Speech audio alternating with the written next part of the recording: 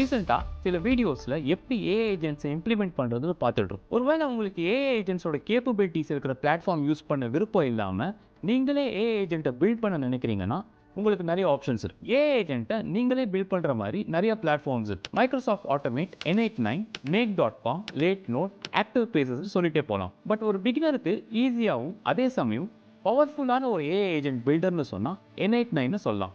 ரொம்பவே பாப்புலர் ஆகிட்டு வர்ற ஒரு பிளாட்ஃபார்ம் தான் இந்த N89. எடுத்தவொடனே ரொம்ப கஷ்டமான ஒரு ஒர்க் ஃப்ளோ ஆட்டோமேஷனை பில்ட் பண்ண ட்ரை பண்ணாமல் ரொம்ப சிம்பிளான ஒரு ஒர்க் ஃப்ளோ நீங்கள் பில்ட் பண்ணலாம். நீங்கள் ஸ்க்ரீனில் பார்க்குற ஆட்டோமேஷன் யூஸ் கேஸ் மூலமாக கூகுள் கேலண்டர் இன்வைட்ஸ் க்ரியேட் பண்ணுறதை ஆட்டோமேட் பண்ண முடியும். ஃபர்ஸ்ட் டைம் இதை பார்க்குறவங்களுக்கு இது கொஞ்சம் காம்ப்ளெக்ஸாக தான் இருக்கும்.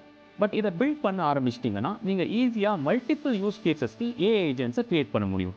அடுத்த வீடியோவில் இந்த ஃப்ரேம் ஒர்க்கை டீட்டெயில்டாக பார்க்கலாம்.